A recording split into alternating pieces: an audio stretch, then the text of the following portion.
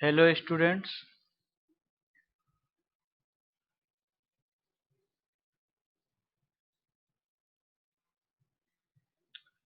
Mathematics हमारा एक ऐसा सब्जेक्ट है जिसे हमारे सिलेक्शन का एक आधार होता है। अगर हमें इसकी अच्छी समझ हो जाए तो हम किसी भी कंपटीशन को इजीली क्लियर कर सकते हैं और केवल ट्रिक्स के आधार पर हम कभी भी सिलेक्शन नहीं ले सकते हैं, चाहे वो कोई भी कंपटीशन हो, क्योंकि सारे क्वेश्चंस एग्जामिनेशन में ट्रिक्स पर नहीं आते। अगर आप किसी भी टॉपर का इंटरव्यू देखें, चाहे वो किसी भी कंपटीशन का हो, वो हमेशा आपको यही गाइड करेगा कि ट्रिक्स आपकी तभी काम आती हैं जब आपका कॉन्सेप्ट बहुत अच्छा हो। आप कितनी ट्रिक्स लर्न कर लोगे, और हर क्वेश्चन ट्रिक्स पर बेस्ड नहीं होता है, तो इसलिए ट्रिक्स हमारी फेल होती रहती है। अगर आप देखेंगे कि किसी भी एग्जामिनेशन में 50 क्वेश्चंस आते हैं, तो इसका मतलब ये नहीं है कि उसमें आपको 50 के 50 क्वेश्चन ट्रिक्स वाले ही मिल जाएंगे और आप सोचेंगे हम उसको जो है ट्रिक्स के आधार पर कर ले जाएंगे। ट्रिक्स हमारे पूरे 50 क्वेश्चन में अगर आप देखेंगे तो बहुत ही कम, शायद ही ऐसे 5% या बहुत ज्यादा आ जाएंगे ट्रिक्स बेस्ड, तो 10% क्वेश्चन आते हैं। तो वो क्या करेंगे, जब आपका कॉन्सेप्ट अच्छा होगा तो वहां पर आप उसमें अपना ट्रिक्स, शॉर्ट ट्रिक्स वगैरह लगा के आप क्वेश्चंस को कंप्लीट कर ले जाएंगे। तो मेरा सभी स्टूडेंट से यही अनुरोध है कि आप जो है ट्रिक्स तभी उसको जो है आप अप्लाई कर सकते हैं जब आपका कॉन्सेप्ट अच्छा हो और इस सब्जेक्ट पर आपकी पकड़ बहुत अच्छी होनी चाहिए। नहीं तो आप देखे होंगे अक्सर जब आप किसी भी एग्जामिनेशन में बैठे होते हैं तो वहां पर जब आप देखेंगे इतना प्रेशर होता है टाइम का, एक्यूरेसी का, तो एक फियर रहता है कि पता नहीं ट्रिक से ये आंसर मेरा सही होगा नहीं होगा, तो वहाँ बड़ी समस्या आती रहती है। और अगर आपका बेस मजबूत है, कॉन्सेप्ट अच्छा है, बहुत सारी प्रैक्टिस करके आप आए हैं, हर टाइप के क्वेश्चंस की प्रैक्टिस की आपने, तो वहाँ पर आप ट्रिक्स जब अप्लाई करेंगे तो आपको अपना अंदर से कॉन्फिडेंस होगा कि हाँ ये तो यही होगा इसमें, और आप वहाँ पर एश्योर रहेंगे तो वो आंसर आप बिल्कुल सही करेंगे। तो हमारा जो आधार है किसी भी प्रतियोगी परीक्षा को में सफल होने के लिए, तो सब वो है, अगर आप मैथ्स में अच्छा स्कोर करना चाहते हैं तो भले आपका बैकग्राउंड मैथमेटिक्स से नहीं है, लेकिन अगर आपको कंपटीशन वास्तव में जो है क्लियर करना है, कम समय में क्लियर करना है, तो उसके लिए आपको ये देखना होगा कि आप उस पे कितनी अच्छी समझ रखते हैं। और मैथमेटिक्स एक ऐसा विषय है कि जब तक आप इसमें बहुत ज़्यादा अभ्यास नहीं करेंगे तब तक आप जो है इसमें सफल नहीं हो सकते। उस मैथमेटिक्स में सफलता का मूल आधार होता है कि आपकी कैलकुलेशन बहुत फास्ट होनी चाहिए। कैलकुलेशन आपकी फास्ट तभी हो सकती है जब तक आप टेबल्स को जो है, अब पता चला वहाँ टेबल्स आपको नहीं आती, आप मल्टीप्लाई करते फिर रहे हैं वहाँ पर, 10 into 13 नहीं पता आपको, 12 into 11 नहीं पता, तो आप ऐसी सिचुएशन में अपना टाइम वेस्ट करेंगे। जब तक आप मल्टीप्लाई करेंगे तब तक जो चीज आपको जिसका आंसर देना है वो ब्रेन से निकल जाएगी, और टाइम घटता रहेगा तो प्रेशर और इंक्रीज होता रहेगा। तो ये चीजें आप तभी क्लियर कर सकते हैं जब आप कम से कम आप जो है 30 तक की टेबल तो आपको ओरली पता होनी चाहिए। कहीं पे भी हो आप तुरंत जो है आपको मालूम होना चाहिए कि हाँ ये इतना होगा। दूसरा 30 तक के स्क्वायर तो आपको ऐसे ही पता होना चाहिए, नंबर कहीं लिखा हुआ देखा आपने, जिस आपने देखा 625 कहीं लिखा, तो आपको पता रहना चाहिए कि ये 25 का स्क्वायर है। कोई भी नंबर लिखा हुआ तो आपको नंबर से पहचान बनानी है। कोई नंबर आप कहीं पे भी देखो तो आपको ये पता होना चाहिए कि ये एक परफेक्ट स्क्वायर नंबर है या ये परफेक्ट क्यूब नंबर है। जब आपको ये पता रहेगा तो आप नंबर से एक तरह से दोस्ती कर लो कि ये वाला नंबर तो परफेक्ट क्यूब नंबर है और ये वाला है परफेक्ट स्क्वायर नंबर है। तो आपको अगर वो नंबर कहीं उसका क्यूब रूट मान लीजिए आ गया तो आप उसको डायरेक्ट ऐसे ही लिख दोगे, नहीं तो आप वहां निकालेंगे तो टाइम वेस्ट करेंगे। तो ये एक तरह से जो है हमारा, ये एक तरह से बेस को बूस्ट अप करेगा। तो हम जो है सबसे पहले हमें टेबल्स पूरी पता होनी चाहिए, फिर स्क्वायर और परफेक्ट क्यूब नंबर ये सारे हमें पता होने चाहिए। तो चलिए खैर हमें समय अपना बर्बाद न करते हुए आगे हम चलते हैं। सबसे पहले हम पढ़ते हैं, हमारा पहला चैप्टर है नंबर सिस्टम। देखिए दोस्तों, नंबर सिस्टम ये टॉपिक हमें पढ़ना बहुत ज़रूरी होता है, क्योंकि हम मैथमेटिक्स सब्जेक्ट पढ़ रहे हैं और वो सारा का सारा नंबर्स पे ही है। तो नंबर सिस्टम एक ऐसा हमारा टॉपिक है जो सभी चैप्टर्स इसी पर प्ले करते हैं। तो देखिए, अब हमारे पास नंबर सिस्टम मतलब क्या है, नंबर का एक तंत्र है।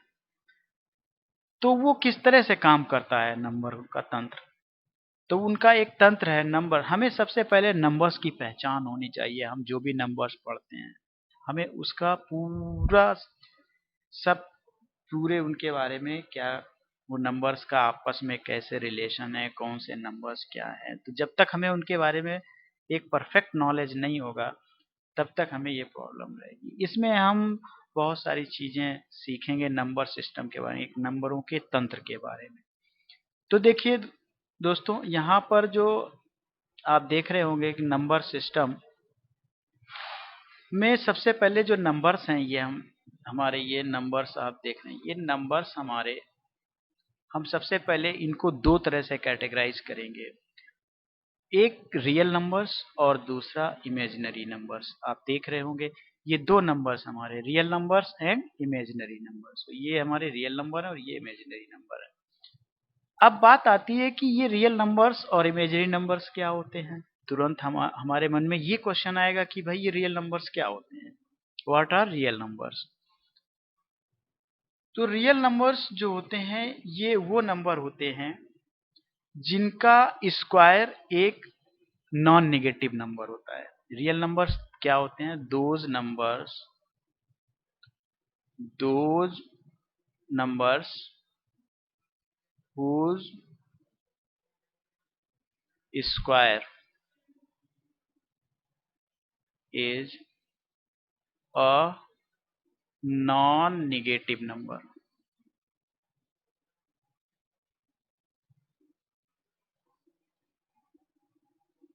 तो देख लिया आपने डेफिनेशन क्या हो गई हमारे रियल नंबर की, कि ये वो नंबर्स होते हैं जिनका स्क्वायर एक नॉन नेगेटिव नंबर होता है। तो किसी भी नंबर का अगर हम स्क्वायर करें और वो नॉन नेगेटिव नंबर मिलता है तो वो हमारा रियल नंबर होगा। जैसे कि हम एक एग्जांपल से समझने का प्रयास करेंगे। देखिए कि जैसे मान लो हमारे पास एक नंबर लिखा हुआ है -1। अब हमसे कोई पूछे कि क्या वास्तव में ये रियल नंबर है, तो हम इसका स्क्वायर करके चेक करते हैं। देखिए तो -1 का अगर हम स्क्वायर करते हैं तो आंसर हमें मिलेगा क्या, +1। तो ये हमारा एक रियल नंबर है। लेकिन अगर मान लो कहीं पर हमें ये दिया हुआ है √-1, अब ये एक नंबर अगर हमें दिया है और हम इसका अगर स्क्वायर करते हैं √-1 का स्क्वायर, तो ये वैल्यू आ जाएगी -1। तो ये एक निगेटिव नंबर है, ये एक हमारा निगेटिव नंबर है। तो जब ये एक निगेटिव नंबर है तो इसका मतलब हुआ कि ये नंबर हमारा रियल नंबर नहीं है, जबकि ऊपर वाला नंबर हमारा -1 एक रियल नंबर है। तो रियल नंबर की डेफिनेशन आप अच्छे से सीख गए होंगे कि आखिर रियल नंबर कौन से होते हैं। तो रियल नंबर हमारे वही नंबर होते हैं जिनका स्क्वायर हमेशा एक नॉन नेगेटिव नंबर होगा। अब जरा इस डेफिनेशन की गहराई पे जाइए। इसमें ये कहा गया है, बहुत से स्टूडेंट्स या हमारे मित्र सोच रहे होंगे कि नॉन नेगेटिव नंबर्स ही क्यों लिखा आपने। तो देखिए, ये नॉन नेगेटिव मैंने इसलिए लिखा है क्योंकि नॉन नेगेटिव नंबर होने का मतलब क्या होता है कि आप कहेंगे कि आप ये कह सकते थे कि अगर पॉजिटिव होना चाहिए, लेकिन नॉन नेगेटिव लिखने का एक इसके पीछे एक चीज को डिफाइन किया गया है जो हमें दिखाई नहीं दे रही। क्या? नॉन नेगेटिव का मतलब हुआ कि इसमें जीरो भी इंक्लूड किया जा रहा है। आप समझिए इस चीज को। तो ऐसे वो नंबर जिनका स्क्वायर अगर नॉन नेगेटिव है कोई नंबर, तो वो नंबर क्या होगा? एक रियल नंबर होगा। इसका मतलब हुआ कि जीरो भी क्या है? एक रियल नंबर है। आ गई बात समझ में? तो जीरो भी हमारा एक रियल नंबर है, इसीलिए इसकी ये डेफिनेशन बनाई गई है। तो जीरो भी हमारा एक रियल नंबर है। अब बात आती है, आपके दिमाग में आया होगा कि तो फिर इमेजिनरी नंबर क्या होंगे। अब देखिए, बात आती है इमेजिनरी नंबर। तो आपने देखा होगा ये हमारा इमेजिनरी नंबर्स है। अब ये इमेजिनरी नंबर्स क्या होते हैं, इसकी भी डेफिनेशन से ही आप इसको समझ पाएंगे कि आखिर हमारे इमेजिनरी नंबर्स क्या होते हैं। देखिए, इमेजिनरी नंबर दोस्तों, मैं आपको बता दूं कि ये वो नंबर्स होते हैं अगर इनका आप स्क्वायर रूट लेते हैं तो वो ऐसे नंबर जो नॉन पॉजिटिव हों, तो उनका स्क्वायर रूट जो निकलेगा वो सारे के सारे इमेजिनरी नंबर होते हैं। जैसे देखिए दोस्तों, मैंने कहा कि ये एक अंडर रूट लिखा हुआ है और यहाँ लिखा हुआ है ए। अब देखिए क्या बताया गया यहाँ पर मुझे, स्क्वायर रूट ऑफ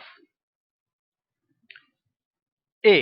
अब यहाँ पर कहा है कि ये जो ए है ये एक नॉन पॉजिटिव नंबर है।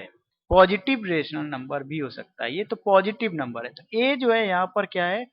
एक नॉन पॉजिटिव है। जरा बात को समझिए, ये एक ऐसा नंबर है जो अंडर रूट के अंदर लिखा है ए, ये है एक नॉन पॉजिटिव नंबर। बहुत ही ध्यान से आपको समझनी है, डेफिनेशन में बहुत कुछ छुपा होता है।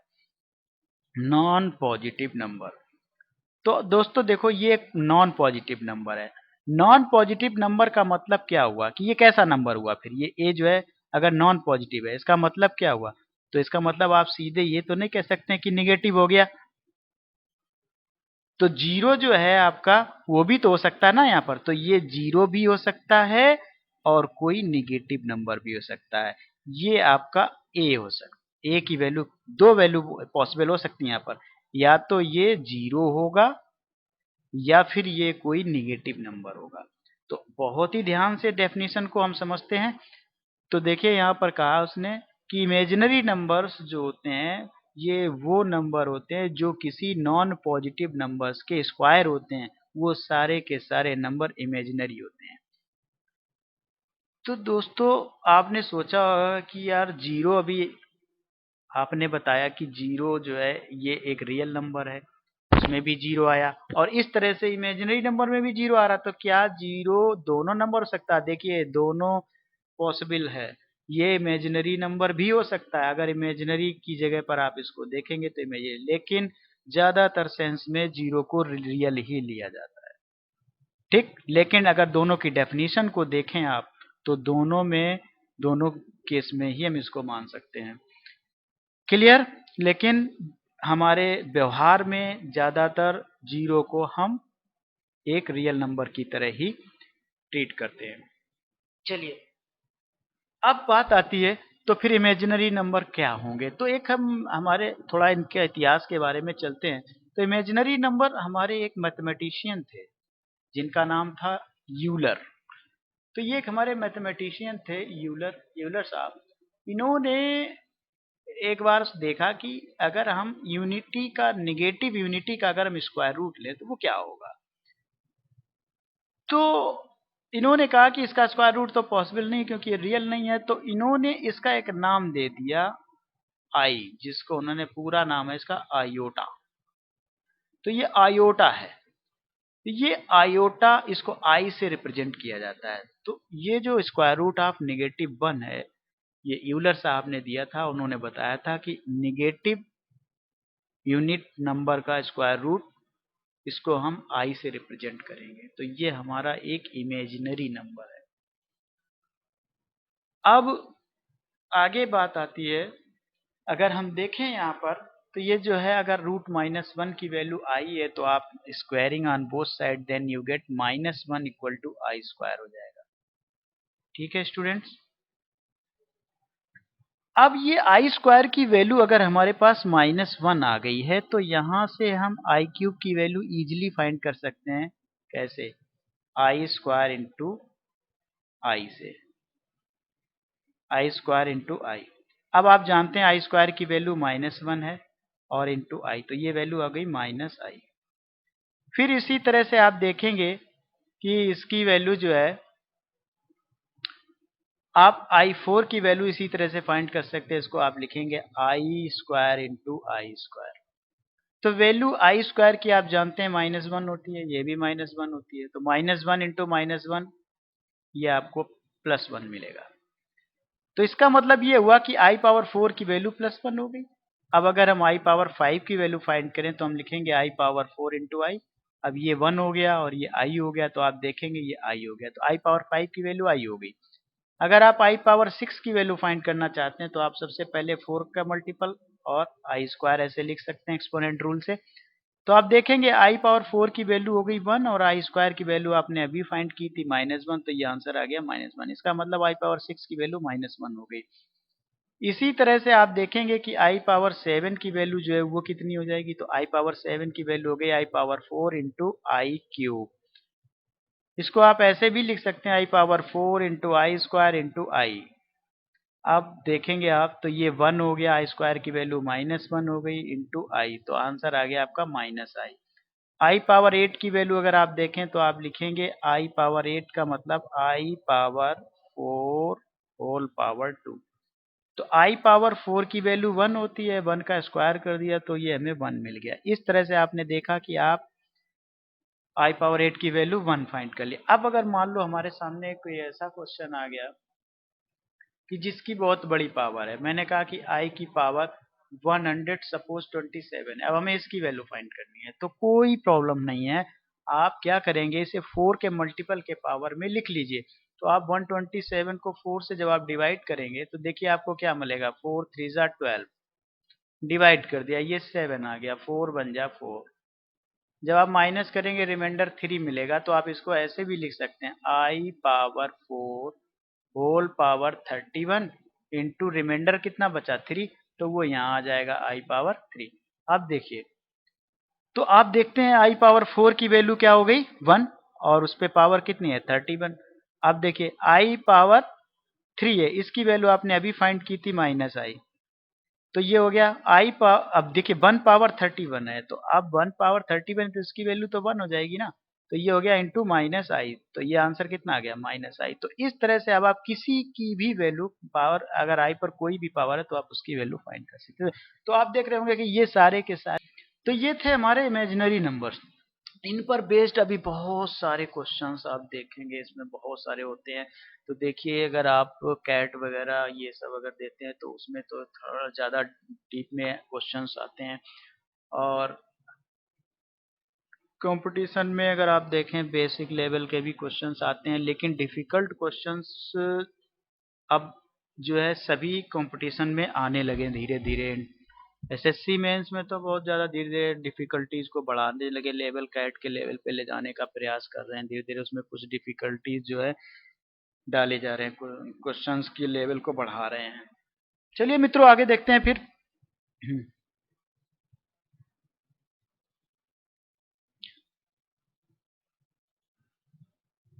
अब बात आती, ये तो हमने इमेजिनरी नंबर की बात की, यानी काल्पनिक संख्याएं थी ये, जिनको सिर्फ हम कल्पना करते हैं, मतलब ये वो संख्याएं होती हैं जो हमारे व्यवहार में नहीं होती हैं।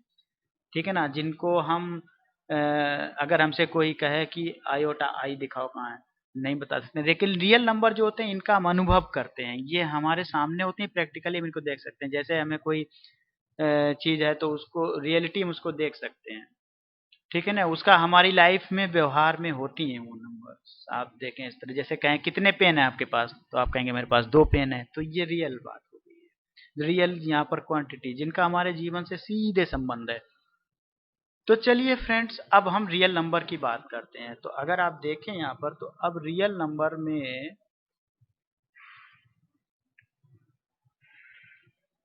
तो रियल नंबर्स जो हमारे हैं, तो अब ये रियल नंबर्स को हम कैटेगराइज करेंगे फिर से। तो देखिए रियल नंबर में कौन कौन से नंबर्स आएंगे। तो रियल नंबर्स में हमारे रेशनल नंबर भी होंगे और इरेशनल नंबर होंगे। तो ये रियल नंबर को अब हम देखो कैटेगराइज करेंगे। Real real numbers. तो देखिए दोस्तों, ये रियल नंबर्स हैं। इन रियल नंबर्स को हम जो है, अब हम इनको कैटेगराइज करते हैं। चलिए,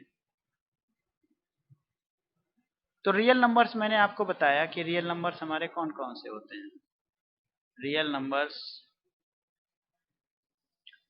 दो तरह के होंगे, रेशनल और इरेशनल नंबर। तो चलिए देखते हैं।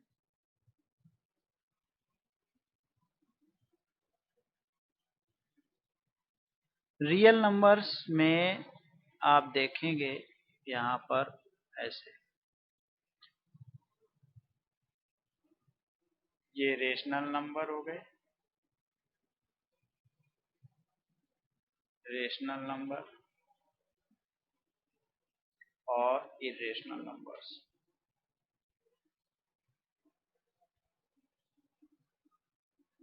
तो रेशनल नंबर्स और इरेशनल नंबर ये हमारे रियल नंबर्स हैं। अब बात आती है कि आखिर ये रेशनल नंबर्स क्या होते हैं।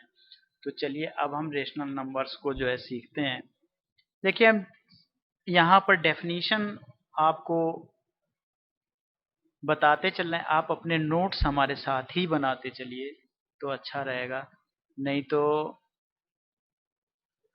पता चला कि आपने सुन लिया, आपने सोचा समझ में आ गया, तो अब हमें लिखने की कोई ज़रूरत नहीं है। थोड़े दिन बाद भूलेंगे, फिर कहाँ देखेंगे आप। तो नोट्स बनाते चलें हमारे साथ साथ क्लास के।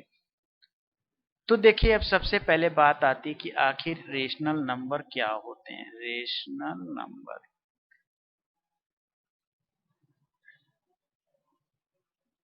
हिंदी में इनको कहते हैं परिमेय संख्याएं, रेशनल नंबर। तो ये रेशनल नंबर जो होते हैं, rational number are those numbers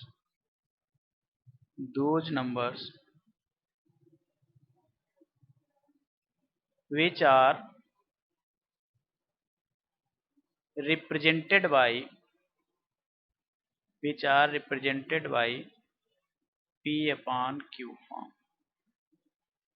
तो जिन नंबर्स को हम p अपॉन q के फॉर्म में लिखते हैं, वो सारे नंबर्स हमारे क्या होते हैं, रेशनल नंबर होते हैं। अब इसमें जो p और q हैं, ये इंटीजर्स होते हैं। ये ध्यान रखिएगा आप लोग, p और q क्या होते हैं, इंटीजर्स होते हैं। तो अब p और q अगर हमारे इंटीजर्स हैं, और एक इसमें कंडीशन होती है कि जो q की वैल्यू होती है वो जीरो नहीं होनी चाहिए, क्योंकि जीरो भी तो एक इंटीजर होता है। तो q जीरो नहीं होना चाहिए। देखिए, जीरो p हो सकता है लेकिन q जीरो नहीं होना चाहिए। तो ऐसे वो सारे नंबर्स जिन्हें अगर हम p बाई क्यू के फॉर्म में लिख सकते हो, तो ये नंबर्स हमारे सारे के सारे क्या होंगे, रेशनल नंबर होंगे। और इनमें p और q इंटीजर्स होते हैं। q का जो फॉर्म होता है वो जीरो ना हो, बस p इसका मतलब जीरो हो सकता है। देखिए, डेफिनेशन में फिर मैं कहूंगा, डेफिनेशन में बहुत कुछ छिपा रहता है।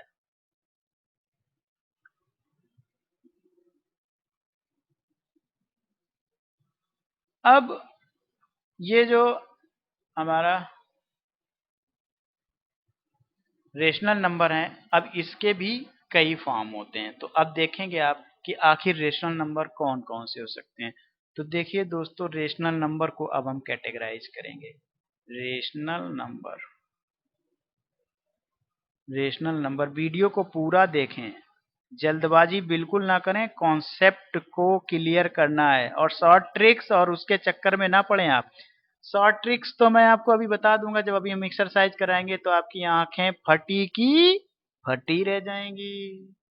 तो इसलिए बिल्कुल भी परेशान ना हो, अभी हम शॉर्ट ट्रिक भी बता देंगे।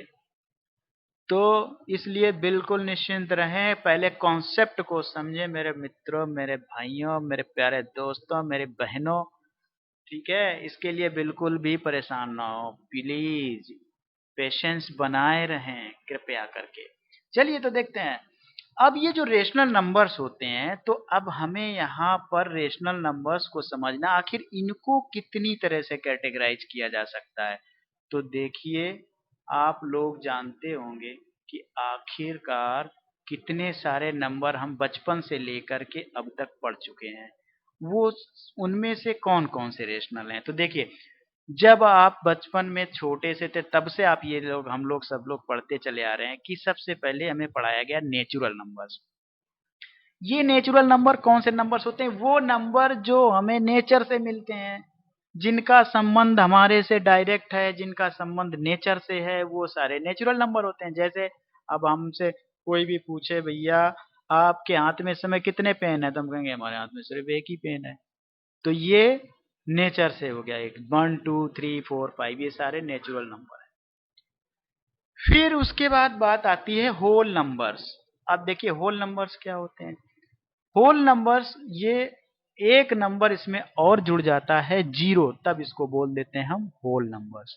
तो देखिए, होल नंबर तो नेचुरल नंबर हमारे वो नंबर होते हैं 1 2 3 जो नेचर से मिलते हैं, नेचर से जिनका हमारा व्यवहार होता है, संबंध होता है जिनसे।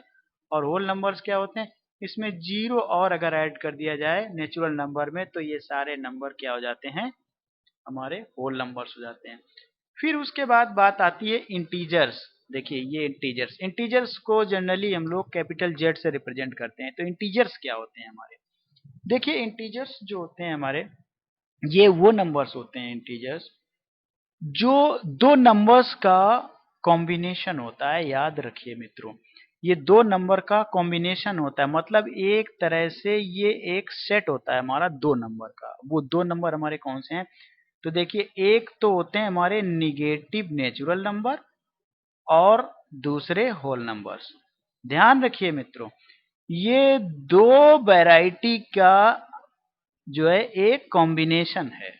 ठीक, तो ये हमारे इंटीजर्स होते हैं। कहने का मतलब क्या हुआ फिर? तो देखो, नेगेटिव नेचुरल नंबर आपके क्या हो गए? जैसे आपने कहा कि जी -1 -2 -3, इस तरह से, तो ये सारे निगेटिव नेचुरल नंबर हो गए। और होल नंबर, अब होल नंबर कहाँ से आ गए? हमारे जीरो से स्टार्ट होते हैं। तो 0 1 2 3 4, ये सारे के सारे हमारे हो गए होल नंबर। तो आप देख रहे होंगे इस ब्रैकेट के अंदर हमें जो नंबर्स दिख रहे हैं, ये सारे जो हैं वो इंटीजर्स हैं। अब इंटीजर्स हमारे पास कितने तरह के हो गए हैं? तो देखिए, इंटीजर्स हो गए हमारे पास थ्री टाइप्स के, निगेटिव इंटीजर्स, पॉजिटिव इंटीजर्स, और एक जीरो है जो नाइदर नेगेटिव है नॉर पॉजिटिव है। ये ना तो ही नेगेटिव है और ना ही पॉजिटिव है। इस तरह से आपने ये इंटीजर्स देखे। बाद में बात आती है अब किसकी? फ्रैक्शंस। तो देखिए मित्रों, अब फ्रैक्शंस आप पढ़ते चले आ रहे हैं। फ्रैक्शंस जो हैं, फ्रैक्शंस क्या होते हैं? तो फ्रैक्शन जो होता है, फ्रैक्शन, प्रॉपर फ्रैक्शन और इम्प्रॉपर फ्रैक्शन, और भी आपने पढ़ा होंगे मिक्स्ड फ्रैक्शन। तो देखिए यहाँ पर फ्रैक्शंस क्या होते हैं? तो फ्रैक्शंस जो होते हैं, ये कोई भी एक अगर आप चीज देखें, उसका एक पार्ट जो होता है, या एक होल थिंग प्लस उसी चीज का कोई दूसरा पार्ट, और उसमें सर्टेन पार्ट को ऐड करते हैं तो भी फ्रैक्शन बनते हैं। तो ये फ्रैक्शन का जो फॉर्म होता है वो भी P by Q he form होता है इसमें। अब जैसे हमने कहा यहाँ पर, अब इसमें क्या होता है? इसमें p की वैल्यू जो है वो lesser or equal to q होती है, ये ध्यान रखिए। तो जब p की value lesser or q, lesser than ये होता है तो प्रॉपर फ्रैक्शन होता है। जब p इक्वल टू क्यू हो जाता है तो प्रॉपर फ्रैक्शन नहीं तो इम्प्रॉपर फ्रैक्शन कहा जाता है। तो आप कहेंगे क्या सर 1 भी जो है एक फ्रैक्शन होगा? तो बिल्कुल होगा, 1/1 2/2, लेकिन इम्प्रॉपर हो गया बस। और अगर p की वैल्यू ग्रेटर देन q हो जाती है, अगर p ग्रेटर देन q हो गया तो फिर ये तो भी इम्प्रॉपर फ्रैक्शन होगा। तो इस तरह से आप देखेंगे, और q जीरो नहीं होना चाहिए। तो इस तरह से ये हमारे फ्रैक्शंस हो गए हैं। तो आपने देखा होगा ये हमारे फ्रैक्शंस। तो fractions, natural numbers, whole numbers और इंटीजर्स और फ्रैक्शंस, ये सारे के सारे रेशनल नंबर्स होते हैं। अब अगर हम देखें यहाँ पर कि ये जो रेशनल नंबर्स होते हैं हमारे, ये रेशनल नंबर्स में जो फ्रैक्शंस वाला ये पार्ट होता है, जो प्रॉपर फ्रैक्शंस होते हैं, इस तरह के जो नंबर्स होते हैं, अब हम इसमें देखें कि इनको फिर से कैटेगराइज किया जाता है। कैसे कैटेगराइज किया जाता है उनको मुझे देखना है। ये दो तरह से हम कैटेगराइज कर सकते हैं ऐसे। एक तो हमारे होते हैं terminating numbers, terminating numbers, terminating numbers और नॉन टर्मिनेटिंग नंबर्स। अब देखिए टर्मिनेटिंग नंबर्स ये वो वाले नंबर्स होते हैं, जैसे कहीं पर लिखा हुआ कोई रेशनल नंबर हमारा p/q फॉर्म में। अब अगर इसमें q का अगर फॉर्म हमारा 2 पावर m और 5 सॉरी और 5 पावर, ये 5 है, 5 पावर n है। अगर कहीं पर किसी भी रेशनल नंबर में अगर उसका डिनोमिनेटर का form 2 power m into 5 power m का है, तो ऐसे सारे के सारे नंबर हमारे टर्मिनेटिंग नंबर्स होते हैं। क्लियर? जैसे हमने लिख दिया कहीं पर 1/4, तो ये हमारा टर्मिनेटिंग है। टर्मिनेटिंग का मतलब होता है कि अगर आप इसको सॉल्व करेंगे तो एक पीरियड के बाद डिवीजन होना बंद हो जाएगा कंप्लीटली, यानी ये नंबर पूरी तरह डिविजिबल हो जाएगा, लेकिन डेसिमल में जो भी एक पीरियड मिलेगा डिजिट्स का, तो ये जो हमारा नंबर मिलेगा ये एक क्या होगा, एक टर्मिनेटिंग नंबर होगा। लेकिन कुछ नंबर ऐसे होते हैं जो टर्मिनेटिंग नहीं होते हैं, नॉन टर्मिनेटिंग होते हैं। जैसे मैं ये कह दूं कि देखिए कहीं 1/3 है, अगर आप इसको डिवाइड करेंगे तो आपको आंसर मिलेगा 0.33। अब ये कभी इसका डिवीजन बंद नहीं होगा। तो ऐसे जो नंबर्स होते हैं ये होते हैं नॉन टर्मिनेटिंग, लेकिन रिपीटिंग होते हैं। अब आप देखा आपने यहाँ पर, तो ये रिपीट कर रहा है नंबर, यानी 3 डिजिट बार बार आ रहा है। तो ये नॉन टर्मिनेटिंग है बट रिपीटिंग है। तो ऐसे नंबर्स जो नॉन टर्मिनेटिंग और रिपीटिंग होते हैं उन्हें हम रेशनल नंबर कह सकते हैं। ये एक इसकी डेफिनेशन भी हो गई। तो इस तरह से आपने देखा, ऐसे 2/3 आप लेते हैं तो वो 6, वो 0.666 आता रहेगा इस तरह। तो आप देखेंगे ये इस तरह से रिपीट होता रहेगा। तो टर्मिनेटिंग नंबर्स क्या होते हैं? जिनका डिनोमिनेटर 2 पावर m और 5 पावर n होता है, वो सारे नंबर हमारे टर्मिनेटिंग होते हैं। अब इनमें आप देख रहे होंगे कि 2 पावर m और 5 पावर n, तो इसमें m और n क्या है? तो मित्रों इसमें m और n जो होते हैं ये हमारे नॉन नेगेटिव नंबर्स होते हैं। क्या होते हैं? ध्यान रखिएगा, हमने वर्ड लिखा है नॉन नेगेटिव नेचुरल नंबर्स या नॉन नेगेटिव आप इंटीजर्स भी कह सकते हैं। नेचुरल नेचुरल नंबर्स, ठीक है मित्रों। तो नॉन नेगेटिव नेचुरल नंबर्स होते हैं ये m और n। इसका मतलब ये जीरो भी हो सकता है इनमें कोई से, ये जीरो भी हो सकते हैं m और n। क्लियर?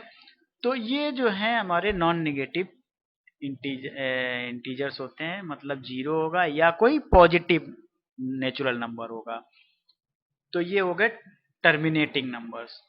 अब दूसरा है नॉन टर्मिनेटिंग। तो नॉन टर्मिनेटिंग में इसमें जो q का जो फॉर्म होता है वो ये वाला फॉर्म नहीं होगा, बस 2 पावर m और 5 पावर n। जब ये वाला डिनोमिनेटर का फॉर्म नहीं होगा तो ऐसे सारे नंबर नॉन टर्मिनेटिंग नंबर्स होते हैं। ठीक है मित्रों। अब बात आती है, आपने देखा होगा बहुत देखिए बिल्कुल बेसिक से स्टार्ट कर रहा हूँ क्योंकि बहुत से हमारे मित्र ऐसे होंगे जिनका बैकग्राउंड मैथमेटिक्स से नहीं रहा होगा, तो वो भी सीख रहे होंगे।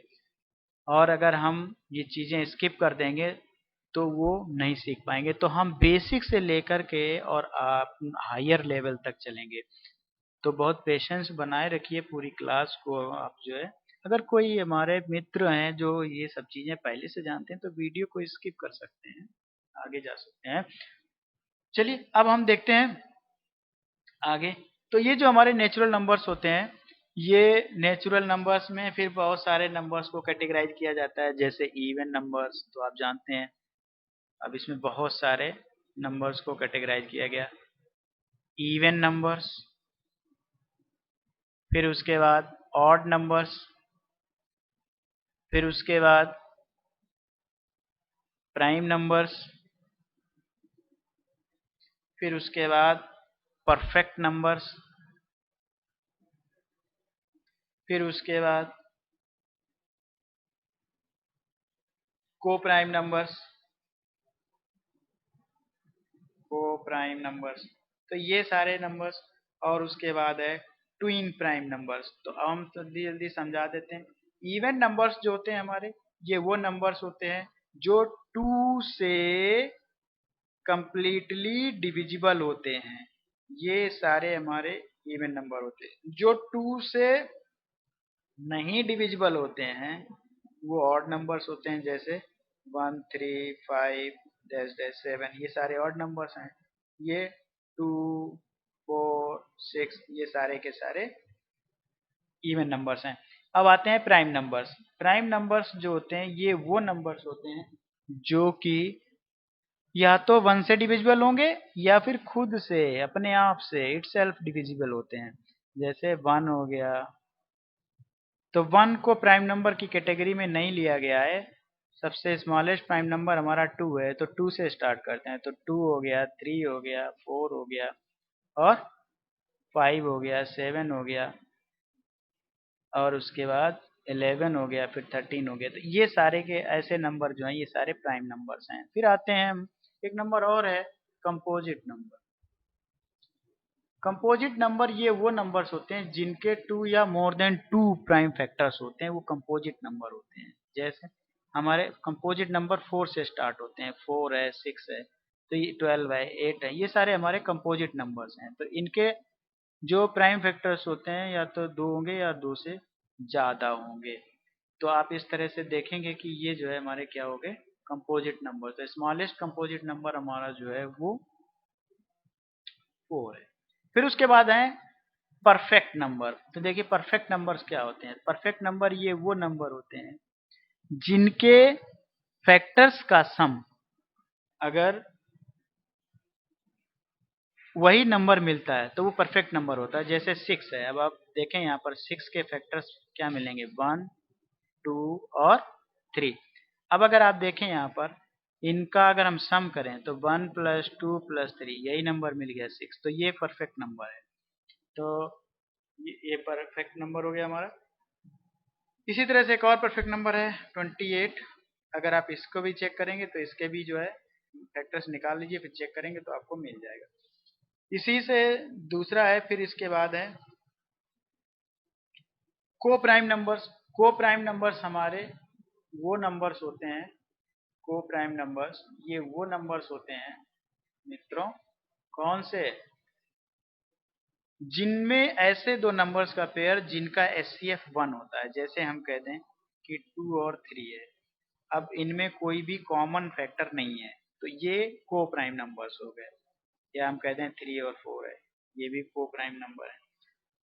8 और 9 है, ये भी को प्राइम नंबर है। तो ये सारे के सारे हमारे को प्राइम नंबर हैं। फिर इसके बाद है ट्विन प्राइम्स। अब देखिए ट्विन प्राइम्स क्या होते हैं। तो ट्विन प्राइम्स जो होते हैं हमारे, ये वो नंबर्स होते हैं जिनके बीच ऐसे प्राइम नंबर्स जिनके बीच में 2 का डिफरेंस होता है। जैसे 3 और 5, ये ट्विन प्राइम्स हैं। 5 और 7 ट्विन प्राइम्स हैं, तो इनको हम बोलते हैं ट्विन प्राइम्स। तो ये कुछ हमारा इंट्रोडक्शन था इस चैप्टर से रिलेटेड। नंबर सिस्टम से। तो ये चीज़ें हमें बेसिक हैं जो कि हमें बिल्कुल मालूम ही होनी चाहिए, वरना कभी-कभी छोटे-छोटे क्वेश्चन भी हमसे गलत हो जाते हैं। तो ये सब नहीं होना चाहिए। अब हम सबसे पहले नंबर सिस्टम में हमारा जो फर्स्ट टॉपिक होगा वो होगा सर्ट। तो अब हम स्टार्ट करते हैं सर्ट्स। चलिए मित्रों, अब देखिए हम सर्ट्स पढ़ते हैं।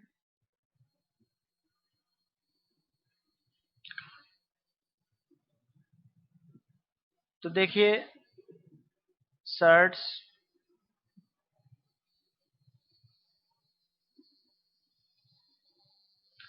अब बात आती है कि ये सर्ट्स क्या होते हैं, सर्ट्स की डेफिनेशन क्या होगी। तो सर्ट्स जो होते हैं हमारे, जैसे आपने देखा होगा कि ये एक नंबर लिखा हुआ है, इसमें जो ए हमारा है ये एक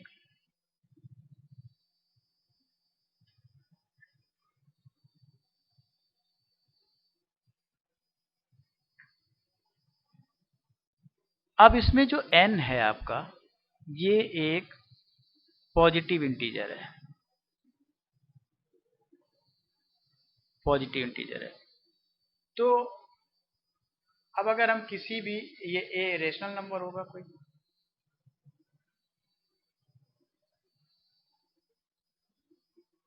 तो अगर हम इसका nth रूट निकालें तो वो हमारा एक सर्ट्स बोला जाएगा। इस फॉर्म को हम सर्ट्स बोलते हैं।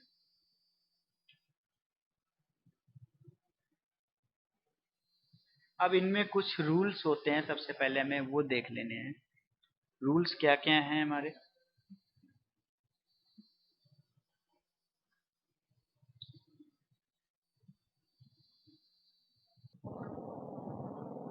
तो फ्रेंड्स, सर्ट्स को पढ़ने के लिए अब हमें इनमें कुछ रूल्स होते हैं वो थोड़ा समझ लेना चाहिए। जैसे पहला है सर्ट्स में, अब जैसे ये है, इनमें एक ऐसे nth रूट ए का मतलब है ये, जैसे ए पावर 1/n, तो ये इसका फार्मूला है। अब इसमें देखिए सेकंड, जैसे ये कहीं दो डिफरेंट बेस लिखे हुए हैं इस तरह से, ए और बी, तो हम इसको लिख सकते हैं इस तरह से, nth रूट ए इंटू nth रूट बी। ये दो नंबर्स का ये इस तरह से प्रोडक्ट है, हम इसको ये भी लिख सकते हैं।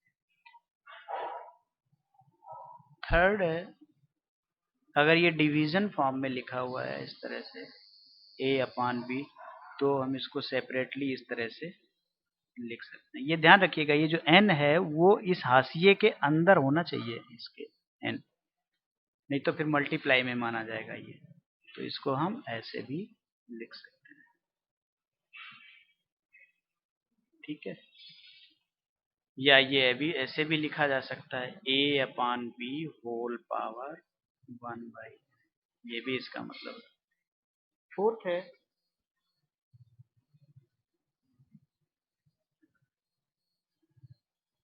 अगर ये nth रूट ए पे पावर n हो गई तो उसकी वैल्यू ए हो जाएगी। फिर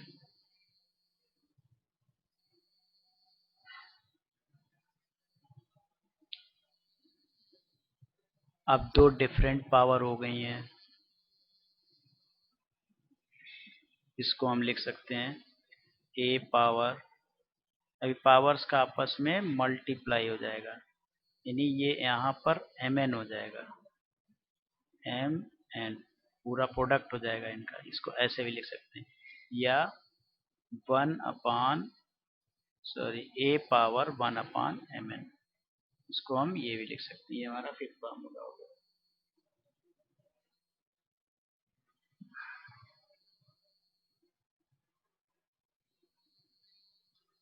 फिर है सिक्स्थ फार्मूला, nth रूट ए होल पावर, अगर इस पे m है तो हम इसको ऐसे भी लिख सकते हैं, a पावर m, ये भी लिखा जा सकता है। तो ये कुछ हमारे रूल्स हैं। अब इन पर बेस्ड कुछ क्वेश्चन, किसी भी बेस पे अगर पावर 0 आ जाती है तो उसकी वैल्यू 1 हो जाती है, चाहे वो कोई भी बेस हो। अगर उसकी पावर 0 है तो उसकी वैल्यू 1 होगी। ना, ये तो थे कुछ फार्मूले जो हमें पता होने चाहिए। अब हम आते हैं थोड़ा क्वेश्चंस पे, कुछ क्वेश्चंस देखते हैं।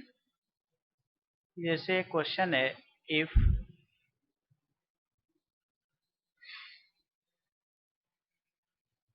√3 minus √2 upon √3 plus √2 equal to a plus b √6, find a and b। तो ऐसे क्वेश्चंस में हम क्या करेंगे, इसको रेशनलाइज कर देंगे। क्या कर देंगे, रेशनलाइज कर देंगे। तो रेशनलाइज कैसे करेंगे, √3 माइनस √2। अब ये जो डिनोमिनेटर लिखा है इसके कॉन्जुगेट से हम मल्टीप्लाई करेंगे, तो इसका कॉन्जुगेट क्या होगा, तो इसका कॉन्जुगेट इन दोनों नंबर्स के बीच का साइन चेंज कर दीजिए, आपको कॉन्जुगेट मिल जाएगा। तो ये हो जाएगा √3 माइनस √2 अपॉन नीचे हो जाएगा आपका √3 माइनस √3 प्लस √2 इंटू √3 माइनस √2, और ये इक्वल हमें गिवन है a प्लस b √6। तो ऊपर तो बन गया हमारा √3 माइनस √2 का होल स्क्वायर, और नीचे हो गया √3 माइनस √3 का स्क्वायर माइनस √2 का स्क्वायर इक्वल टू ये दिया हुआ है a प्लस b √6। अब हम इसको सॉल्व कर लेते हैं। तो इसका होल स्क्वायर करेंगे तो √3 का स्क्वायर 3 हो जाएगा, √2 का स्क्वायर करेंगे तो 2 हो जाएगा। तो इन दोनों के प्रोडक्ट का क्या कर लेंगे, डबल। तो √3 इंटू √2 करेंगे, तो अब ध्यान दीजिए यहाँ पर √3 इंटू √2 दोनों पे सेम पावर है, तो हम इसको ये भी लिख सकते हैं √3 इंटू 2। ये बन जाएगा √6। क्या बन जाएगा, √6 बन गया। तो ये बन जाएगा आपका माइनस का 2√6, और नीचे क्या हो जाएगा आपका, एक ब्रैकेट में लिखा था ये a प्लस बी, एक में लिखा था a माइनस बी, तो ये बन जाएगा a square minus b square. Identity है जो हम छोटे से सीखते आ रहे हैं। तो हो जाएगा √3 का स्क्वायर 3, और ये √2 का स्क्वायर 2। ये हो गया आपका a प्लस बी √6। अब आप देखें यहाँ पर, तो ये आपको मिल गया 5 माइनस 2 √6। नीचे क्या बचेगा 1, तो उसे लिखने की जरूरत नहीं है। तो ये क्या हो जाएगा आपका a प्लस बी √6। अब कंपेयर करा दीजिए, देखिए यहाँ पर a है, इसकी पोजीशन पे 5 लिखा है। तो जब आप कंपेयर कराएंगे दोनों साइड में, तो आपको a की वैल्यू क्या मिल जाएगी 5, और b की वैल्यू आपको क्या मिल जाएगी। अब देखो यहाँ पर √6 के साथ यहाँ क्या लिखा हुआ b, और यहाँ पर √6 के साथ क्या लिखा है -2, तो b की वैल्यू हो गई -2। तो ये जो है आपको a और b की वैल्यू फाइंड कर लिया आपने। तो मेन मकसद इसमें क्या था कि जो क्वेश्चन दिया था सबसे पहले आपने उसको रेशनलाइज किया। अब रेशनलाइज करते कैसे हैं, जैसे मान लो कहीं पर 1/√2 दिया है, तो आपसे कहा जाए इसको रेशनलाइज करिए। सबसे पहले ये देखिए कि इस नंबर का रेशनलाइजिंग फैक्टर क्या है, तो यही इसका रेशनलाइजिंग फैक्टर है क्या, √2। बस इसी से आप ऊपर नीचे मल्टीप्लाई कर दो, तो ये आपका रेशनलाइज हो जाएगा। तो ऊपर हो जाएगा √2 और नीचे हो जाएगा 2। कहने का मतलब है कि डिनोमिनेटर में कभी भी आप रूट में नंबर ना लिखें, यानी उसके स्क्वायर रूट को आप हम एलिमिनेट कर देंगे। तो ये √2 जो नंबर लिखा था यही रेशनलाइजिंग फैक्टर है, और इसी से हमें मल्टीप्लाई करना है। अब ऐसे ही मान लीजिए कहीं पर आपको मिल जाए कि √50 को रेशनलाइज कीजिए, तो √50 को आप कैसे लिखेंगे, 25 इंटू 2 लिखेंगे। अब देखिए 25 एक परफेक्ट स्क्वायर नंबर है, तो इसको आप बाहर निकाल सकते हैं। बाहर निकालेंगे तो इसका स्क्वायर रूट हो जाएगा, तो ये 5 आ जाएगा। तो बन जाएगा 5 √2। अब रेशनलाइजिंग फैक्टर क्या है 2, तो यही इसका रेशनलाइजिंग फैक्टर है। तो जो है इसमें पूछ सकता है कि इसमें √50 में जो है रेशनलाइजिंग फैक्टर बताइए क्या है, तो आप बता सकते हैं। अब अगर ये कहीं लिखा है 1/√50, इसको रेशनलाइज कीजिए तो आप इजीली रेशनलाइज कर सकते हैं। ये लिख दिए 1 और ये भी 1/5√2। अब आपको ऊपर नीचे √2 से क्या करना है, मल्टीप्लाई करना है। तो देखिए क्या मिलेगा, 1/5 इंटू ये 2 हो जाएगा, ऊपर √2 हो जाएगा, तो आंसर हो गया √2/10। तो ये देखिए रेशनलाइज हो गया ये। तो ये रेशनलाइजेशन पर बेस्ड ऐसे कुछ क्वेश्चंस हैं। अब जैसे हमारे पास एक क्वेश्चन और है, देखिए यहाँ पर ये दिया हुआ है, if x equal to 2 - √3/2 + √3, right. ये x की वैल्यू हमें गिवन है। क्वेश्चन में हमसे कहा गया फाइंड x² + 1/x²। अब हमें इसकी वैल्यू फाइंड करनी है। ध्यान दीजिए मित्रों, x की वैल्यू हमें गिवन है और अगर हम डायरेक्ट यही वैल्यू उठा के अगर हम इस कंडीशन में पुट करेंगे तो आंसर लाने में मुझे दिक्कत हो जाएगी और टाइम लगेगा, एक्यूरेसी में भी प्रॉब्लम आएगी। तो ऐसे क्वेश्चंस को किस तरह से हमें ट्रीट करना होगा, तो ट्रीट करने का तरीका है क्या कि सबसे पहले ये जो हमें गिवन है हम इसको रेशनलाइज करें। तो देखिए कैसे रेशनलाइज करेंगे, इसी का कॉन्जुगेट, जैसे हम यहाँ पर अलग से सिखा देते हैं कि जैसे कहीं पर लिखा हुआ है 1/2 + √3 है, इसको रेशनलाइज करना हमें, तो हम क्या करेंगे, इसके कॉन्जुगेट से मल्टीप्लाई और डिवाइड करेंगे। तो इसका कॉन्जुगेट क्या होगा, तो मित्रों इसका कॉन्जुगेट यही दो नंबर रहते हैं, बस बीच का साइन चेंज हो जाता है। तो हो जाएगा 2 - √3/2 - √3। इसी चीज से हम ऊपर नीचे मल्टीप्लाई और क्या कर देंगे, डिवाइड। तो ध्यान दीजिए, तो ये आपको क्या मिल जाएगा, ऊपर हो जाएगा आपका 2 - √3, क्योंकि इसका 1 के साथ इंटू होगा तो यही नंबर बना रहेगा आपका। नीचे जो है आपका क्या हो जाएगा, नीचे आपका बन गया एक ब्रैकेट में 2a + b है और दूसरे में a - b, तो आइडेंटिटी हो गई है a² - b², मतलब 2² - √3 का स्क्वायर। तो आप देखेंगे मित्रों ये क्या मिलेगा आपको, 2 - √3/4 - 3, 2 का स्क्वायर 4 हो गया, √3 का स्क्वायर 3 हो गया। तो ये आपको क्या मिल गया,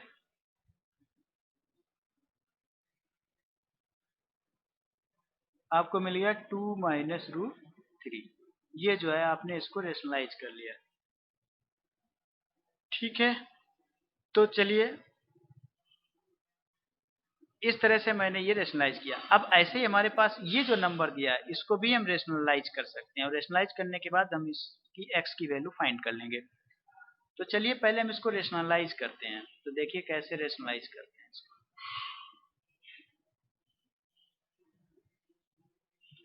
तो इसको रेशनलाइज करने के लिए हम सबसे पहले लिखेंगे x इक्वल टू 2 - √3/2 + √3, राइट। अब जब रेशनलाइज करना है तो हमें इसका डिनोमिनेटर चेक करना है। तो डिनोमिनेटर इसका है 2 + √3, तो इसका कॉन्जुगेट क्या हो जाएगा, 2 - √3 हो जाएगा। बस मैंने बताया कॉन्जुगेट हमेशा बीच का साइन चेंज कर लो, उसका कॉन्जुगेट मिल जाएगा। तो हो जाएगा 2 - √3। क्लियर। अब आप देख रहे होंगे कि ऊपर सेम नंबर लिखा हुआ है दो बार, तो ये तो परफेक्ट स्क्वायर बन जाएगा, ऊपर इस पे पावर 2 आ जाएगी, तो इसको स्क्वायर के फॉर्म में लिखेंगे हम। तो ये हो जाएगा 2 - √3 का होल स्क्वायर अपॉन नीचे हो जाएगा a + b और a - b। तो देखिए ये क्या मिलेगा हमें, 2² - √3²। तो ये क्या हो जाएगा आपका a - b होल स्क्वायर। तो जल्दी से बताएं मित्रों, a - b का होल स्क्वायर अप्लाई करके आंसर क्या आएगा यहाँ, 2² मतलब 4 हो जाएगा, √3 का स्क्वायर प्लस 3 हो जाएगा और दोनों के प्रोडक्ट का डबल हो जाएगा। तो 2 2 जा 4 √3 निगेटिव में -2a भी होता है और नीचे हो जाएगा कितना 4 - 3। तो अब आप देख रहे होंगे ये वैल्यू कितनी आ गई आपके पास, x की जो वैल्यू है हमें वो कितनी मिल गई, तो कितनी मिल गई थी 4 + 3 मतलब 7 माइनस 4 √3 और नीचे आ गया कितना 4 - 3 करेंगे तो ये 1 आ गया। तो देखो मित्रों x की वैल्यू जो हमारे पास आई है वो आई है 4 √3, राइट। 7 - 4 √3, ये तो हो गई x की वैल्यू। अब हमारे पास हमें चाहिए 1/x की वैल्यू। तो 1/x की वैल्यू जो होती है वो बस कैलकुलेट नहीं करना आपको, ये जो साइन है बीच का दोनों के बीच में, इन दोनों नंबर्स के बीच में जो ये साइन लगा हुआ है, इसी साइन को चेंज कर देना है बस। तो हो जाएगा 7 प्लस 4√3। तो ये हो गई 1/x की वैल्यू। क्लियर? अब आपको x की वैल्यू पता चल गई और 1/x की वैल्यू पता चल गई। तो देखें आप यहाँ पर, जब दोनों की वैल्यू आपको पता चल गई तो अब आप क्या करेंगे, यहाँ पर इन दोनों का सम फाइंड कर लीजिए, x प्लस 1/x। तो हो जाएगा 7 माइनस 4√3 प्लस 7 प्लस 4√3। 4√3 कैंसिल हो गया, तो यहाँ से आपको x प्लस 1/x की जो वैल्यू मिल गई वो मिल गई 7 प्लस 7। तो ये हो गया आपका x प्लस 1/x का सम, कितना? 14। अब आपको ये वैल्यू नहीं चाहिए, उसने पूछा, कहीं कहीं क्वेश्चन में इतना ही पूछ लेते हैं, कहीं क्वेश्चन को थोड़ा और एक्सटेंड कर देते हैं। तो वो मान लीजिए आपसे पूछ रहा है कि इसकी वैल्यू नहीं चाहिए मुझे, मुझे तो वैल्यू चाहिए इसकी, एक्स स्क्वायर प्लस 1/x² की वैल्यू चाहिए। तो इसकी वैल्यू कैसे निकालेंगे? अब जरा ध्यान दीजिए, इसको हम पहले समझा दें फिर आप इजीली कर लेंगे। देखिए, जैसे दोस्तों आप जानते हैं a प्लस बी का होल स्क्वायर क्या होता है, A square plus B square plus 2ab होता है। हमारे बहुत से मित्र होंगे, स्टूडेंट्स होंगे, वो सब ये जानते होंगे कि ये तो हम पता है। देखिए, बहुत से हमारे भाई ऐसे होंगे जो नहीं जानते हैं, तो उनको बताना जरूरी है। अब देखिए, a plus b whole square equal to a square plus B square plus 2ab। तो यहाँ पर b और a की जगह वैल्यू रख लीजिए आप, x प्लस 1/x। अब जरा इनका होल स्क्वायर बोलिए, तो ये हो जाएगा आपका x square plus 1/x², right, और plus 2 into X into 1/x।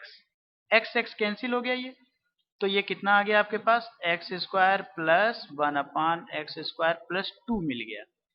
तो देखो, आपको तो सिर्फ इतनी वैल्यू चाहिए ना, तो ये 2 एक्स्ट्रा लिखा हुआ है, यही 2 हमें यहाँ पर क्या करना है, सब्ट्रैक्ट करना है। तो इसका मतलब हुआ कि अगर हमें इसकी वैल्यू चाहिए तो हम इसके लिए क्या लिखेंगे, x प्लस 1/x का होल स्क्वायर, और इसमें से 2 माइनस कर देंगे, जो ये एक्स्ट्रा है ये उतना माइनस कर देंगे तो इसकी वैल्यू आ जाएगी। तो याद कर लीजिए, जब भी कभी आपको लाइफ में अगर ए स्क्वायर प्लस बी स्क्वायर की वैल्यू चाहिए कहीं पे भी दुनिया में, तो आप बस तुरंत इन दोनों नंबर के सम का होल स्क्वायर करके और इतना माइनस कर लीजिए बस।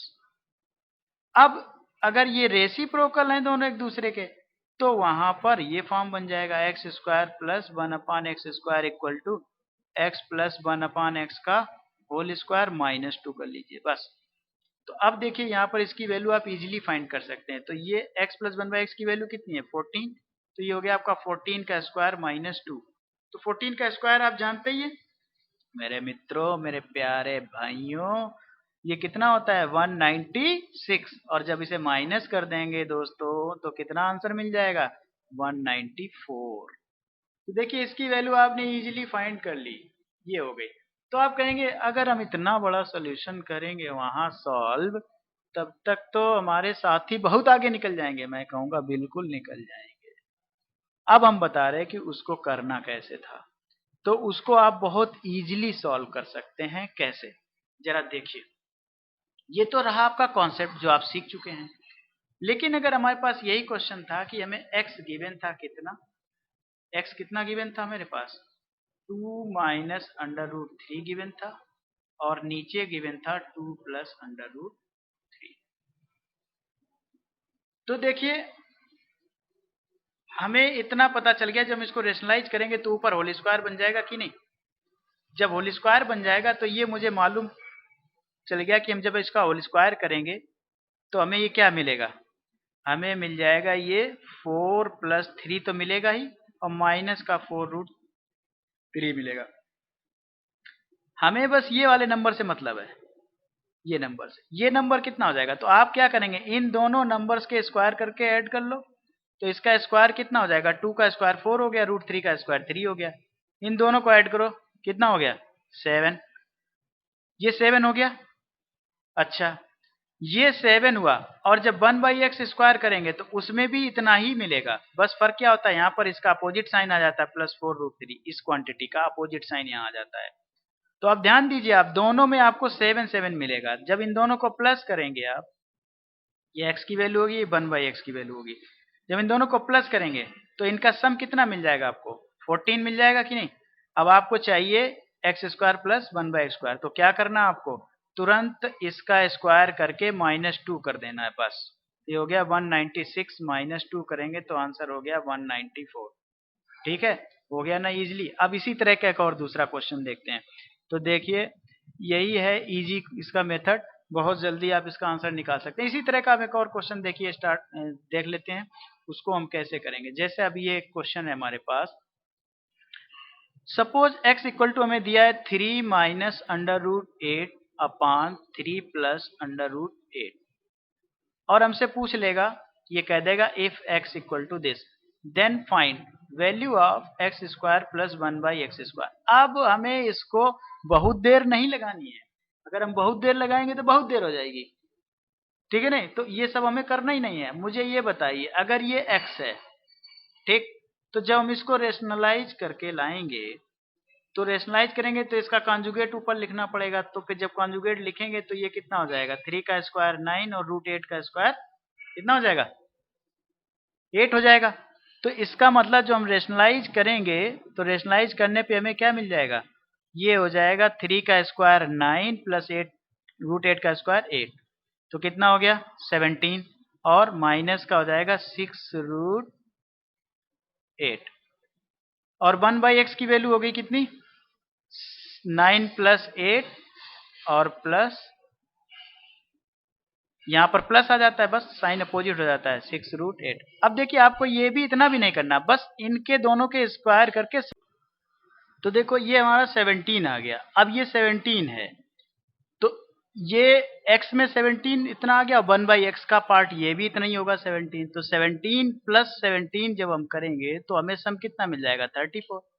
तो अब हम क्या करेंगे, 34 का स्क्वायर करेंगे, तो हमें तो चाहिए ना x² प्लस 1/x² की वैल्यू चाहिए। तो हम क्या कर देंगे, यहाँ पर 34 का स्क्वायर और -2 कर देंगे। तो 34 का स्क्वायर करेंगे तो देखिए आंसर कितना आ जाएगा हमारा। अब स्क्वायर करना सिखा देते हैं आपको, इजीली स्क्वायर कैसे करते हैं। तो देखिए, जैसे आपको 34 का स्क्वायर करना है, तो 4 का स्क्वायर कितना होता है, 16, तो 16 यहाँ का 6 लिखो, 1 नीचे लिख लो, और 3 और 4 का मल्टीप्लाई कर लो, 3 4 जा कितना होता है 12, तुरंत उसका डबल करो। तो डबल करेंगे तो 12 का डबल 24 हुआ, 24 में 1 ऐड करो 25, 2 कैरी नीचे लिख दो। अब ये 3 बचा, 3 का स्क्वायर करो, तो 3 का स्क्वायर कितना होगा दोस्तों, 9, 9 में 2 ऐड करो तो कितना हो गया 11, तो आपका आंसर कितना आ गया 1156। तो ये जो है आपको मिल गया 1156 -2, तो आंसर हो गया 1154। इस तरह से जो है आपने ये x² प्लस 1/x² की वैल्यू फाइंड कर ली, कितनी 1154। इसी तरह से और एक क्वेश्चन है। अब देखिए, इस क्वेश्चन को इतना बड़ा भी नहीं करना है, इस क्वेश्चन को इससे कम टाइम में हमें सॉल्व करना है। देखिए कैसे कैसे सॉल्व करना है, आपको क्या करना है, बस ये नंबर देखना है और ये नंबर देखना है, बस दोस्तों, ये दोनों नंबर देख के ही उड़ा देना है क्वेश्चन को। कैसे, 3 का स्क्वायर बोलो, अच्छा 9, और √8 का स्क्वायर बोलो 8, तो 9 और 8 कितना हुआ 17 हुआ ना दोस्तों।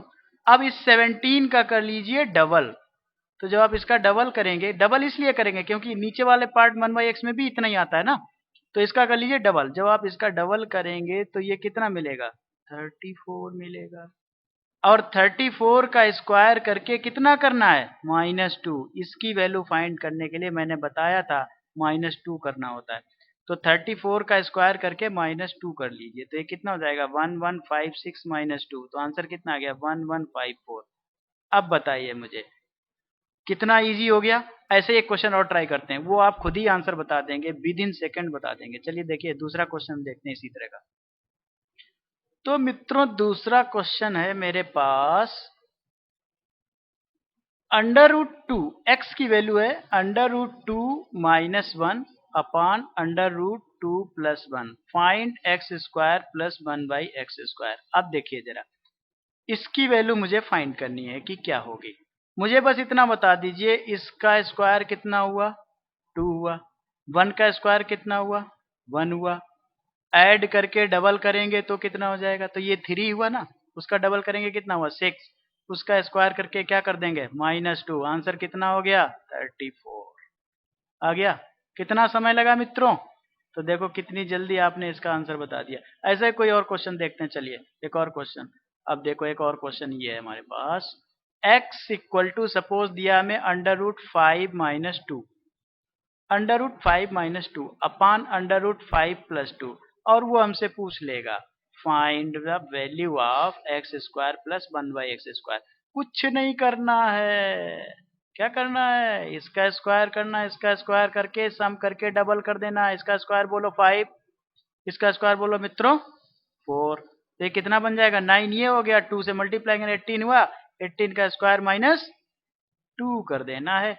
और 18 का स्क्वायर हमारे सभी मित्र बंधु सब जानते हैं कितना होता है, 324 माइनस क्या कर देंगे 2, तो आंसर कितना आ गया, 322 आंसर आ गया। अब इसके जैसा हमारे पास एक और क्वेश्चन है, देखिए तो एक और क्वेश्चन जो है ये है, क्या है, क्वेश्चन दिया हुआ है मुझे, if x equal to 4 minus under root 15 upon 4 plus under root 15, और कहा है find value of x square plus 1 by x square. तो जरा ध्यान दीजिए, इसमें x की वैल्यू हमें ये गिवन है, तो हम क्या करेंगे, इसके लिए 4 का स्क्वायर कर देंगे और रूट 15 का स्क्वायर करेंगे तो वो 15 आ जाएगा, ठीक है नहीं, और इन सब का डबल कर देंगे तो ये कितना मिल जाएगा हमें, 16 प्लस 15, तो जो आप इसका स्क्वायर करेंगे तो ये हो जाएगा 31, कितना हो जाएगा 31।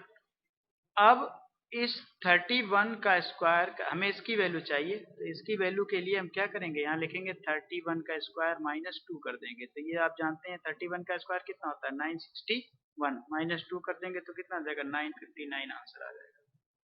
ठीक, थैंक यू।